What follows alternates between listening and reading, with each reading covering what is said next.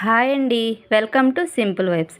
ఈరోజు వెజిటేబుల్ బిర్యానీ నా స్టైల్లో చేసి చూపిస్తానండి.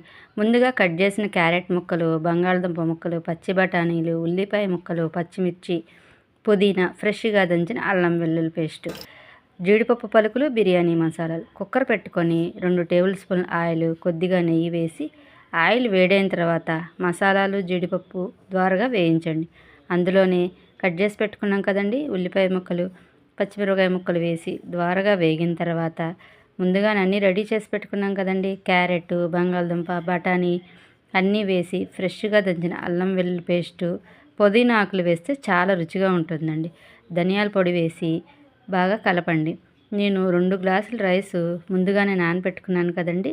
2 గ్లాసుల రైస్కి 4 గ్లాసుల వాటర్ వేసి అందులో సాల్ట్ వేసుకోండి. నీళ్లు మరిగిన తర్వాత ముందే నానబెట్టుకున్న రైస్ వేసి కుక్కర్ మూత పెట్టేటప్పుడు కొద్దిగా కొత్తిమీర వేసి మూత పెట్టండి. 3 విజిల్స్ రానిచ్చి కుక్కర్ చల్లారిన తర్వాత మూత తీసుకుంటే వేడి వేడి వెజిటేబుల్ బిర్యానీ రెడీ అయిపోతుందండి. ప్లీజ్ అండి, మా ఛానల్ కూడా సబ్స్క్రైబ్ చేయండి, లైక్ చేయండి, షేర్ చేయండి, కామెంట్ కూడా చేయండి. నేను వండింది ఎలా ఉందో కామెంట్ చేయండి. ప్లీజ్ అండి, సబ్స్క్రైబ్ చేసుకోండి.